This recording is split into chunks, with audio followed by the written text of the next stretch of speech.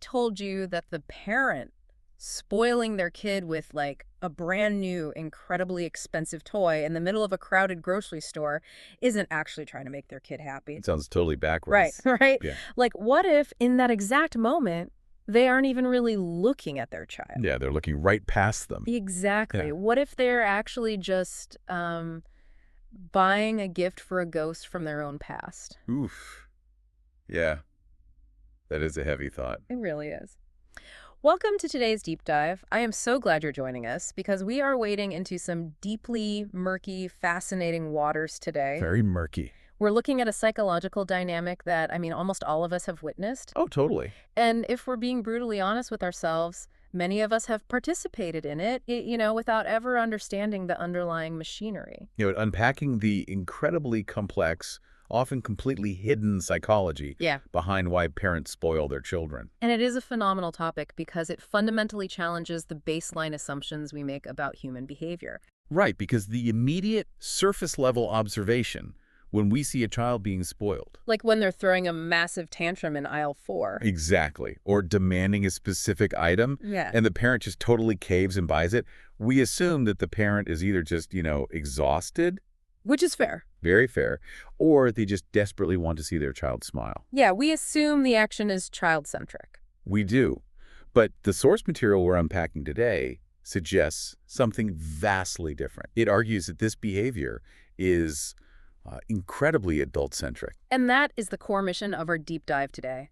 We're going to connect the dots between a parent's own unresolved childhood wounds and the way they map out the world for their kids. It's a fascinating connection. We're analyzing a truly eye-opening text that makes this massive, highly counterintuitive claim. And that claim is that spoiling a child is rarely about the child's actual needs. Right. It's almost entirely about the adult's unresolved past.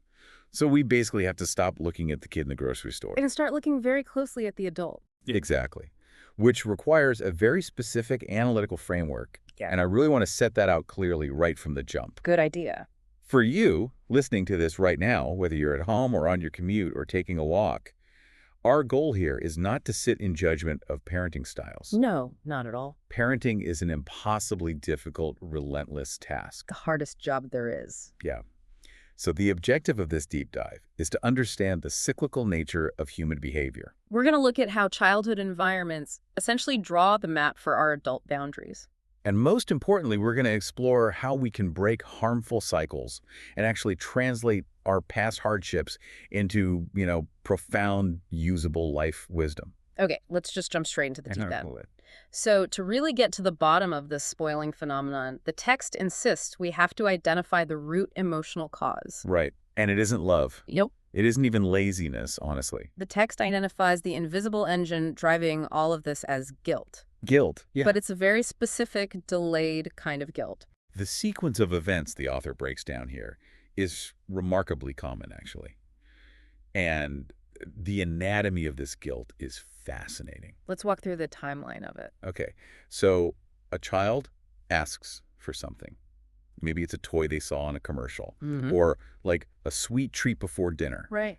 The parent evaluates the request and initially sets a firm boundary. They just say, no. Which is standard operating procedure. It's a totally reasonable boundary. In the moment, yes, absolutely. Okay. But then the child reacts. Right, here comes the tantrum. Exactly. They cry, they whine, they display genuine distress. Now, in that immediate split second of the tantrum, the parent often feels irritation or frustration. Sure. But the boundary holds. The no stands. Right. But here is where the machinery of spoiling actually clicks into gear. This is the crazy part. Yeah. So the child eventually stops crying. They get distracted. They move on. Their emotional state basically resets. Right, they're fine. They are completely fine. But for the parent, a completely different process is happening internally. Oh, yeah. Seeing that residual sadness or just the memory of the child crying, it triggers a profound, lingering emotional response. It triggers this deep heartache. Exactly.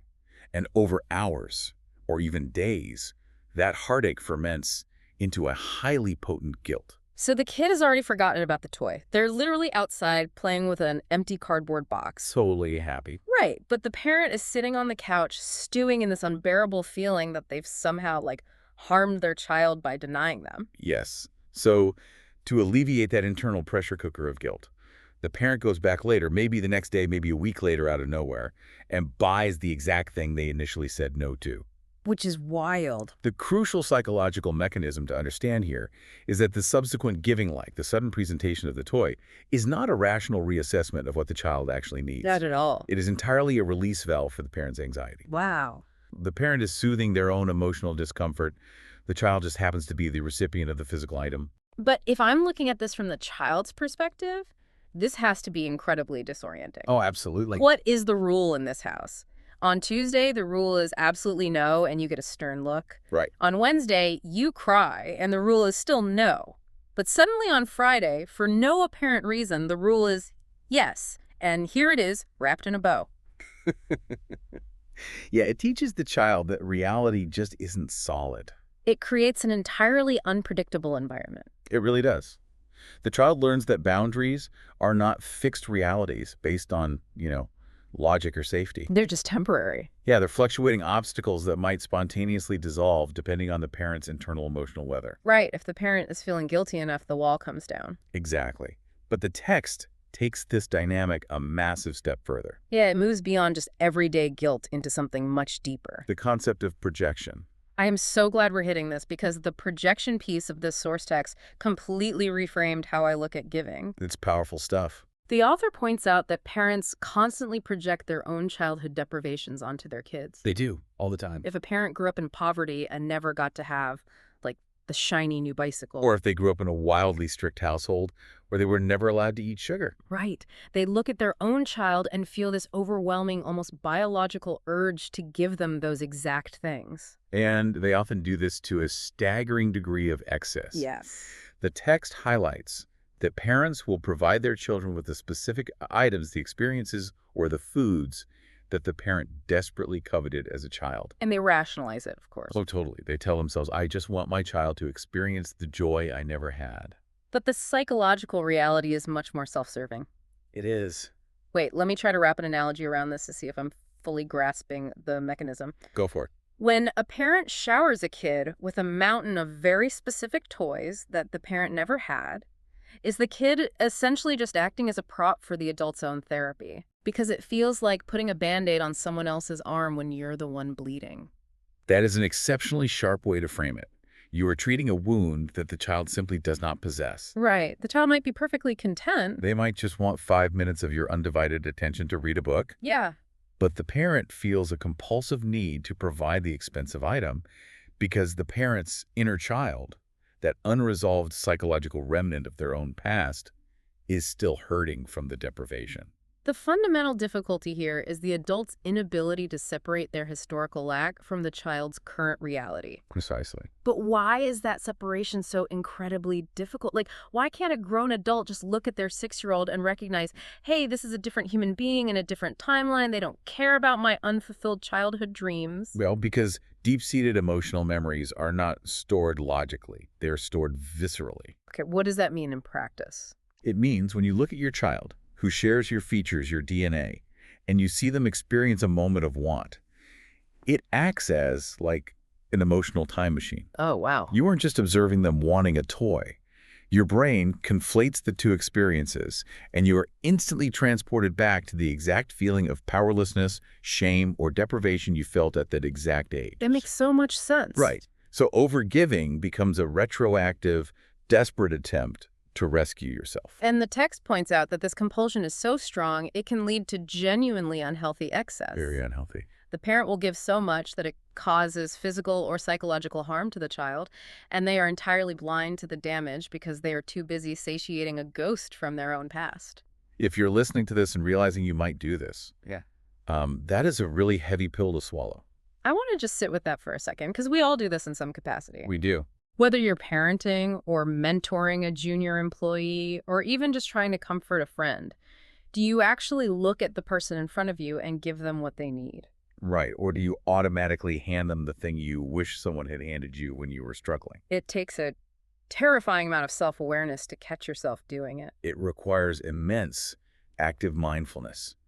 And the source text provides a chilling look at what happens when that self-awareness is entirely absent. Yeah, we transition from this abstract psychological theory into a deeply personal, remarkably vivid case study from the author's own life. It's an intense story. Yes, let's get into the cola incident. Let's do it. When I was reading the source material, I literally had to stop and reread this section multiple times just to ensure I was comprehending the scale of what was happening. It's shocking. The author shares a memory from their own early childhood. By the time the author and their siblings were in kindergarten, 90% of their teeth were decayed. That is just, it's hard to hear. Black, rotting teeth in children who were barely 5 years old. Which is a profound medical crisis. Yeah. We are talking about extreme physical neglect resulting in systemic decay. And the cause was entirely environmental.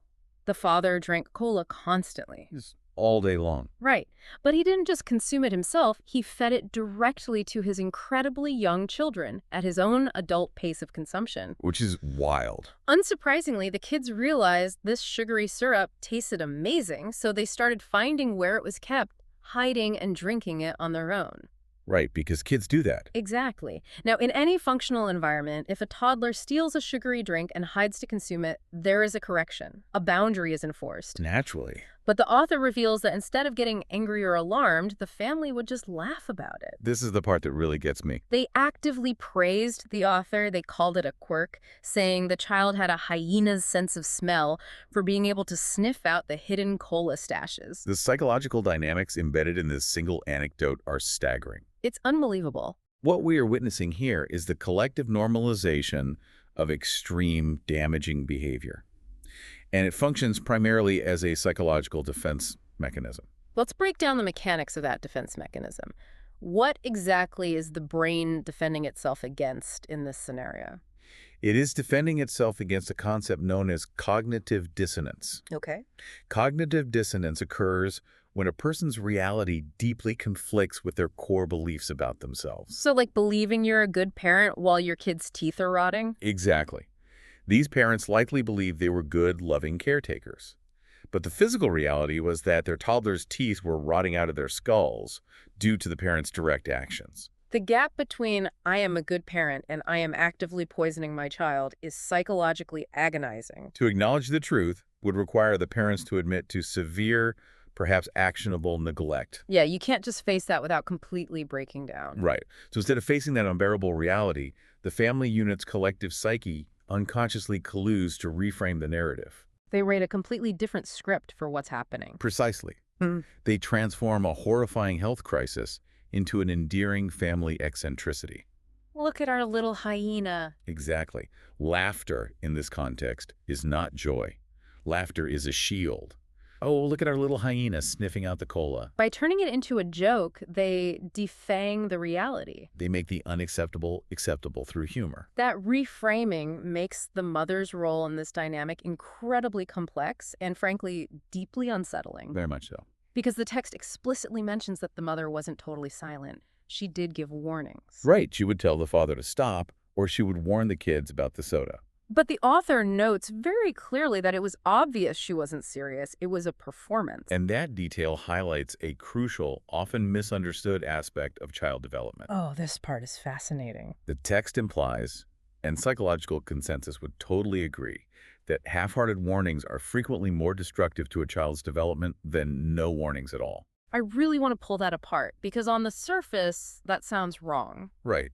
It seems counterintuitive. Why is a fake warning worse than just complete silence? At least with a warning, she's acknowledging there's a rule somewhere. Let's look at how a child processes it. If there are absolutely no warnings, a child simply operates in a state of chaos. It's dangerous, but it's consistently dangerous. Exactly. But when a parent delivers a half-hearted warning saying, "Stop doing that," with a smirk on their face, or issuing a threat with absolutely zero intention of enforcing a consequence, they are actively teaching the child a much more insidious lesson.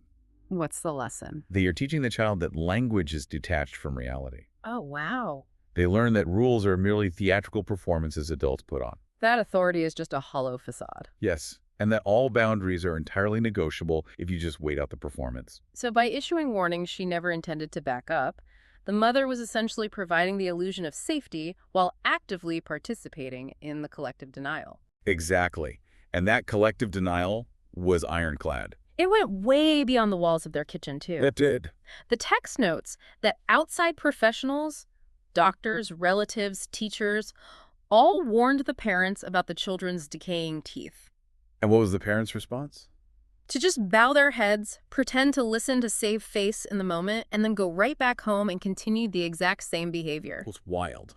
If you just heard the hyena comment out of context, it sounds like a quirky, lovable sitcom family. Right. But the physical reality is a toddler with a mouthful of black teeth. It is a textbook example of collective family delusion. And while the author does note that, miraculously, their permanent teeth later came in fine, we cannot look at this and say all's well that ends well. Oh, absolutely not.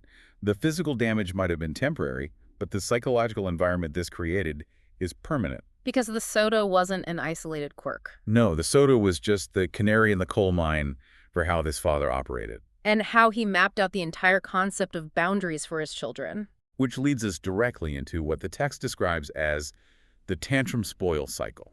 The author paints a vivid picture of a father who was deeply, deeply inflexible. He exhibited what we would categorize today as severe adult tantrums. The source material provides these granular, sensory details about his behavior that highlight this extreme polarization. Yeah, on one end of the spectrum, he engaged in almost juvenile indulgence. The text describes an extreme diet, the father eating 5 or 6 candies in a single mouthful, or drinking condensed milk straight from the tube. Drinking condensed milk straight from the tube. It's pure, unadulterated id. It really is. And the most damaging part is that the kids were actively encouraged to copy this behavior. There was no adult in the room acting as a governor on these impulses. But the truly destructive element is what this indulgence was paired with. Right, it wasn't just a house of chaotic fun. No, paired with this extreme indulgence was a terrifying, volatile inflexibility. The text describes a man governed by absolute black and white thinking. If one of the children pushed a boundary too far or threw a tantrum themselves, the father wouldn't offer measured discipline. He would cross an invisible line into absolute unyielding rage. He would immediately cancel all plans, pack everyone up, and force the entire family to go home in a state of terror. The ultimate nuclear option. There is no de-escalation. There is no conversation. Just total annihilation of the day. The nuclear option. But the cycle of dysfunction requires the final phase, which the text reveals. Right, because later on, presumably hours or days after the rage had subsided, when that delayed guilt we discussed in the first segment finally set in, he would execute a complete behavioral flip. The rage would vanish. And it would be replaced by an overwhelming compulsion to spoil. He would bring home massive amounts of presents. Acting even more childishly excited about the toys than the children themselves. Okay, I am trying to put myself in the shoes of a 7-year-old living in that house.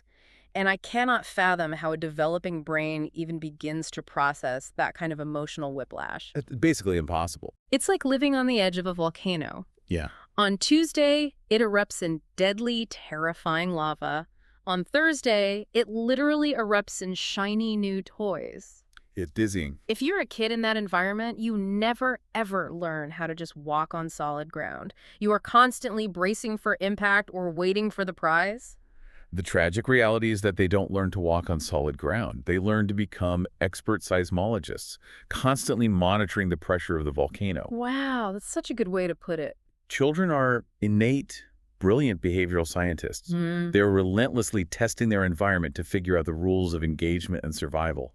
The text asserts that this deeply erratic environment is exactly the mechanism through which these children map their understanding of boundaries. They learn, I can push this specific boundary over here, and I'll be rewarded with a tube of condensed milk. But if I push this seemingly identical boundary over there, the world completely ends. And the terrifying part is that there is absolutely no logical consistency to the here and there. It's entirely dependent on the father's internal mood in that exact millisecond. Exactly. Yeah. And the source text makes a vital, fascinating extrapolation here. Yeah, it states that growing up in this environment of extremes, wild indulgence punctuated by terrifying rage, followed by guilt-driven spoiling, is the exact formula that turns children into what the author calls selfish and flexible adults. That is a staggering connection. It really is. It draws a perfectly straight line from a kid drinking condensed milk out of a tube to a grown adult terrorizing a boardroom. The connection is incredibly robust. when you look at the psychological mechanics. The text explicitly links this childhood family dynamic to adult behavior in the workplace and in society. It argues that the people you encounter in your adult life who are deeply selfish, who utterly refuse to listen to others' perspectives, who throw professional tantrums when they don't get their way. We all know someone like that. Right. They very likely grew up in environments where boundaries were mapped erratically.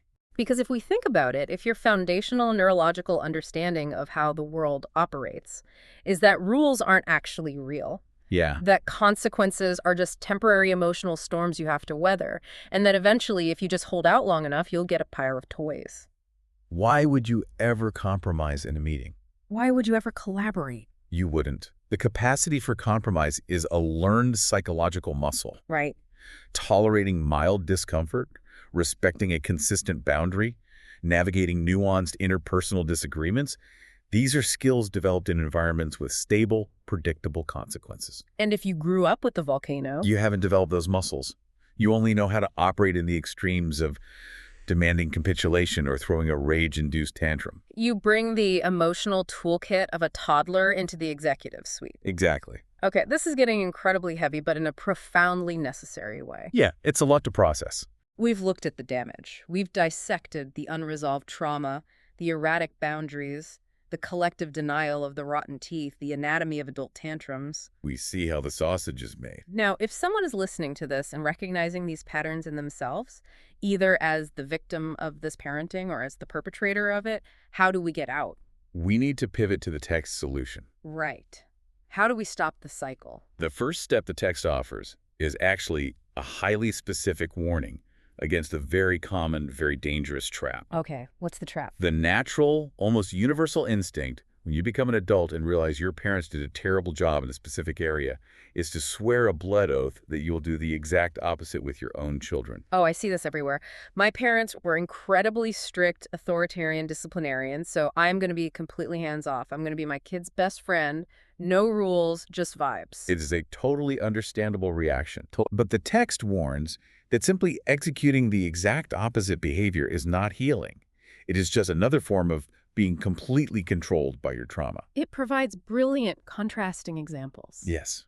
If you were deeply lonely as a child because your parents worked constantly and ignored you, your instinct might be to smother your own child with constant suffocating presence. But doing so actively prevents their necessary independence. Conversely, if you grew up in grinding poverty, your instinct is to provide excessive luxury. Because you never had it. Right. But the text argues that handing them unearned luxury kills what it calls their hungry spirit. I love this concept. Let's look at it like a pendulum on a massive grandfather clock. Okay. If your childhood swung the pendulum way too far to the left into poverty, neglect, or rigid authoritarianism, your instinct as an adult is to grab that pendulum and hurl it as far to the right as humanly possible. Into luxury, smothering attention, or zero boundaries for your kids. Right. You think you've fixed the problem because you're on the opposite side. But in both extremes, left or right, you are entirely missing the stable center. You are still living on the extreme, chaotic edge of the swing. That is a phenomenal visual metaphor. Merely reversing your childhood trauma is an inverse reaction, not a resolution. You are still letting the ghost dictate the current reality. And the author makes a very empowering, liberating statement to combat this. The text says, "Your kids will not become you." That line really stopped me in my tracks when I read it. The text says, they will surpass the version of you that overcame those struggles. It is a profound paradigm shift for a parent. You do not need to save your children from your childhood because they aren't living it. To truly break the cycle and find that stable center of the pendulum, the text argues the key is deeply, intimately understanding your own experiences. It calls out the shallowness of surface-level logic. For example, the thought, "I was hit as a child, it hurt, so I will never hit my kids," is explicitly called out as far too shallow of a resolution. Which feels jarring at first because don't hit your kids is obviously the right conclusion. Yes, But the text is demanding we go much deeper than just changing the physical action. it talks about what to do with complex, confusing memories. It gives this great hypothetical. If you ran into heavy traffic as a toddler and your parent yanked you back by your arm and scolded you fiercely, screaming at you, You might have felt a mixture of terror, but also genuine love and safety in that fierce, protective anger. the text says you can't just blindly apply that exact scenario to your own parenting. Exactly. You cannot just replicate the screaming because you felt loved. The text introduces a fascinating psychological mandate here. It states that you must, quote, organize that memory and elevate its meaning before you can apply it to the next generation. In clinical psychology, we might relate this deeply to the concept of sublimation. Sublimation. Okay, let's unpack the actual machinery of that. What does it physically and mentally look like to elevate the meaning of a traumatic or intense memory? Think of it like refining crude oil. Okay. The raw memory is crude oil. It's messy, it's volatile, it's toxic if applied directly. Sublimation is the refinery process. So it means moving beyond the literal raw action and extracting the purified core value. Yes.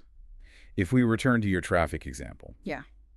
the crude oil, the literal action, was being physically yanked and yelled at. If you don't process it, you might just yell at your kids whenever you feel anxious about them, But if you refine it, if you elevate the meaning, you extract the core value. which is the absolute necessity of an immovable, fierce boundary when it comes to physical safety. You learn that true, profound love sometimes requires prioritizing your child's survival over their momentary emotional comfort. You take that wisdom, that refined fuel, but you consciously leave behind the reactive, terrifying anger. This is such an incredibly powerful framework, and I want to point out how universally applicable this is outside of just raising kids. Think about leadership and management. Oh, absolutely. For everyone listening right now, think about how you manage your team or interact with your colleagues. Do you micromanage your junior employees just because you had an absentee, negligent boss early in your career? Are you just swinging the pendulum to the opposite extreme? Or have you done the hard work of elevating the meaning of that bad experience to learn what actual balanced support looks like? That is the exact practical application of this theory in the adult world. You're taking raw, often painful data from your past, running it through a rigorous filter of self-awareness, and producing a refined, highly intentional behavior. You aren't reacting, you are responding. Yeah. Which brings us to perhaps the most challenging countercultural part of the text advice. Once you have refined this wisdom, how do you actually apply it? The text introduces the concept of appropriate hardship. Oh, this part is endlessly fascinating, and I think it is going to deeply challenge a lot of modern sensibilities about what it means to care for someone. It really pushes back against modern parenting trends. The text advocates for intentionally, methodically creating struggles for your kids. Now, to be clear, not trauma, but carefully calibrated appropriate struggles. It doesn't just offer this as an abstract philosophy. It provides highly specific, actionable strategies. Let's look at the first example the author provides, which addresses the trauma of growing up in poverty. Okay, so the text says, if you grew up poor and you know the sting of real hunger, don't force your kid to eat only one meal a day just to teach them a lesson about what you went through. Because doing that would simply be inflicting punitive trauma. Right. It would be an act of resentment, not teaching. Instead, the text suggests manufacturing an appropriate hardship.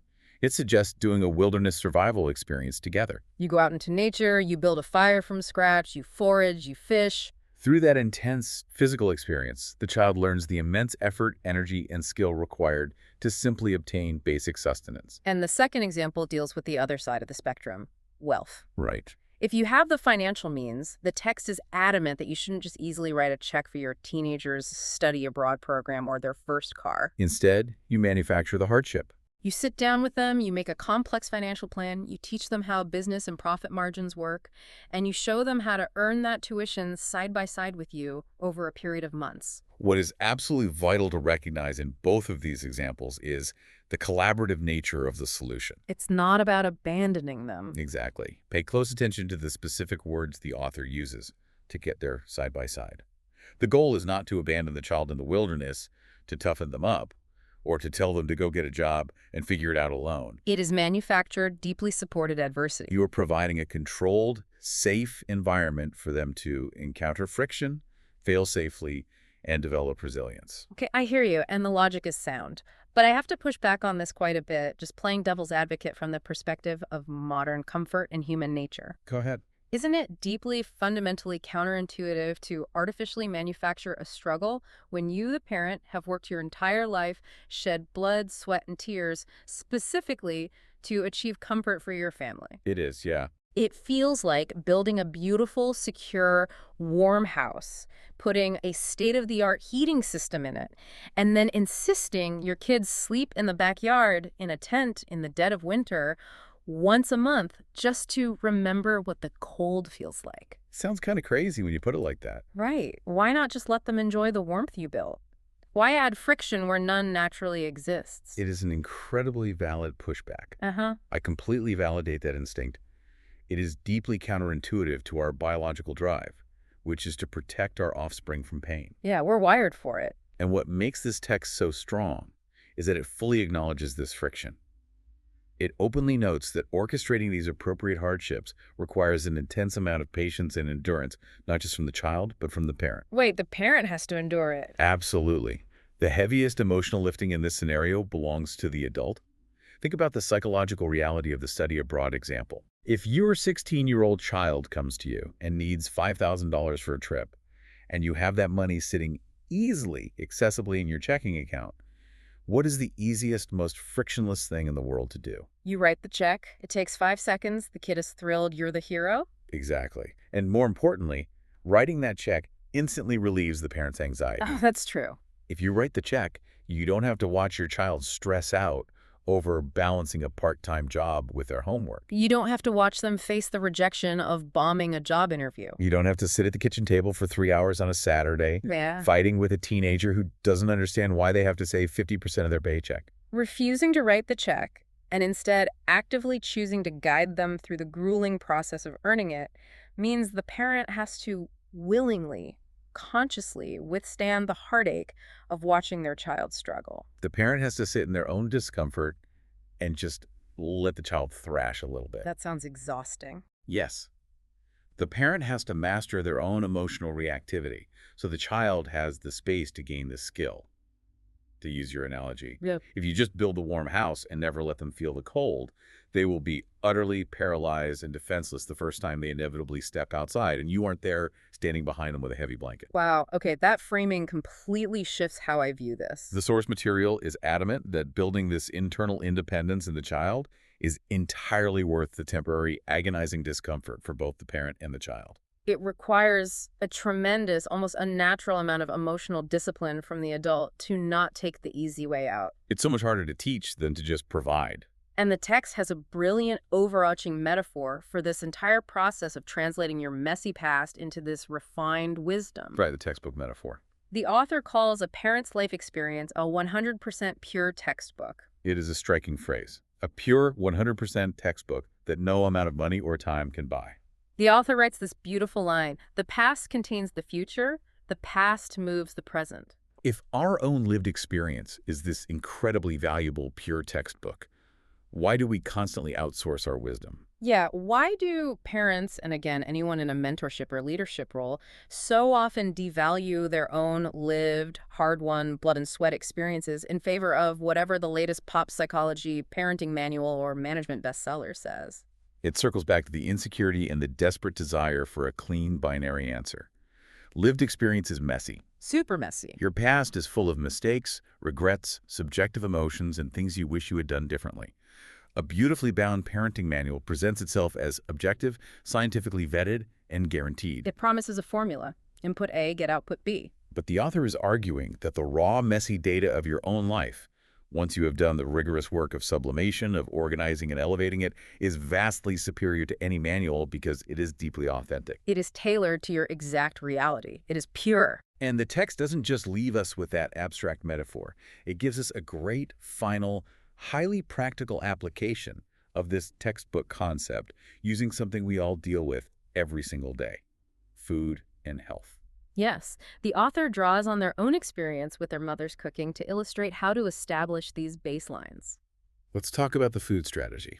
Right, the author shares that growing up, their mother's cooking was always incredibly luxurious. It was heavily seasoned, rich, and abundant. And as a direct result of that baseline environment, the entire family developed high blood pressure. But the author notes that when they eventually moved out and started cooking for themselves, they didn't go on some extreme starvation diet. They simply normalized the seasoning, ate standard balanced meals, and lost 12 kilograms. That's roughly 26 pounds, just by quietly shifting the baseline of what was considered a normal dinner. And they take that refined wisdom, that sublimated experience, and apply it directly to how we should handle things like junk food and diet with our own kids. The advice here is so refreshingly pragmatic.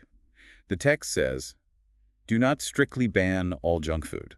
Right. Don't walk around your kitchen making grand declarations like, fattening things are bad, we never eat them, sugar is poison. Because strict draconian bans almost always backfire psychologically. Restriction breeds obsession. If you completely ban something, you don't eliminate the desire for it, you elevate the item to the status of forbidden fruit. The child who is never allowed a drop of sugar is the child who goes to a birthday party and gorges themselves until they are physically sick because they don't know when they'll have access to it again. Furthermore, the author makes a very grounded, logical point. Even if you successfully ban traditional junk food, overeating supposedly normal, acceptable foods like massive portions of fried chicken will still cause weight gain and health issues. The core issue isn't just the specific food item, it's the psychological relationship to consumption and scarcity. So the strategy they suggest instead is environmental design. You don't rely on willpower or screaming about rules. You make the baseline environment, the everyday, unquestioned normal of your household healthy. You stock the pantry with additive-free dried fruits. You have organic vegetables easily accessible, things like that. You do this so the kids naturally adapt their palates and subconsciously prefer it, because it's just what is around. You are meticulously designing the environment so that the healthy choice is the path of least resistance. You are removing the friction from good habits. Exactly. And then, and I think this is the brilliant part that saves everyone's sanity, occasionally you throw a rare, highly anticipated junk food party. Or you take the family out for a really special, wildly indulgent meal once a month. What's fascinating to observe here is the psychology of restriction versus the psychology of environmental design. By normalizing a healthy baseline day in and day out, you are building subconscious, lifelong habits. The child doesn't feel deprived on a Tuesday because the healthy food is simply what our family eats. And by actively allowing and even celebrating the occasional junk food party, you completely remove the taboo. It's the 80-20 rule applied perfectly to human behavior. You don't make the forbidden fruit a daily temptation sitting on the counter that you have to constantly fight over and expend emotional energy policing. You build this incredibly solid, healthy baseline so that when you do have that junk food party, it's just a fun, memorable event. It's not a destructive habit, it's not a rebellion against a tyrant, and it's not a source of parental guilt. It's just pure, uncomplicated joy. And I want to emphasize that joy is only possible because the boundary, the healthy baseline, is utterly secure. The child can fully relax and enjoy the party because they know the parent is maintaining the overall structure of their safety and health. It is the exact refined opposite of the erratic, guilt-driven, volcano-like spoiling we saw at the very beginning of the text. It's incredible how neatly that ties everything together. We've covered a massive amount of psychological ground today, so let's synthesize this journey we've been on. Yeah, let's recap. We started by looking under the hood at the hidden engine of spoiling, how delayed parental guilt, combined with the dangerous projection of the adult's own unhealed childhood wounds, leads to a cycle of overgiving that actually harms and disorients the child. We then examined the extreme, terrifying consequences of ignoring these patterns. We looked at the collective family denial surrounding the cola incident, where humor was used as a shield against admitting neglect. And we analyzed the father's erratic black and white boundaries, which the text explicitly notes is the exact formula for creating inflexible, selfish adults who wreak havoc in the workplace. We learned about the dangers of the pendulum effect, why just grabbing your trauma and swinging it to the exact opposite extreme isn't a cure. We explored the necessity of sublimation, of elevating the meaning of our past traumas to extract the core wisdom. And finally, we looked at how to translate that process past into a 100% pure textbook. We explored how to use strategies like appropriate supported hardship and smart environmental design to guide rather than dictate a child's future. If there is one overarching theme to take away from this entire analysis, it is mindfulness. It is the arduous, often painful, but ultimately rewarding work of bringing our unconscious past into our conscious present. We have to do the work so we don't accidentally pass our invisible burdens on to the next generation. Which brings me directly to you, listening right now. Because this information is useless if we just leave it as an abstract theory. I want you to really honestly look at your own life this week. Whether you are currently raising a child or mentoring a junior colleague at work or Honestly, just managing your own friendships and intimate relationships, how much of your behavior, how much of your giving is actually a reaction to your own past? It is an uncomfortable question, Yeah. and one that requires continuous, brave self-reflection. It really does. It requires us to drop the ego. And I want to leave you with one final thought to mull over as you go about the rest of your day. We've talked extensively about how your own past, with all its messiness and pain, is this incredibly valuable, pure textbook that no amount of money can buy. So think about it. Which chapter from your childhood are you currently misreading? And how can you translate that specific, painful struggle into a profound, refined gift of wisdom for someone else today? That's the real question. Thank you so much for joining us on this deep dive. We'll catch you next time.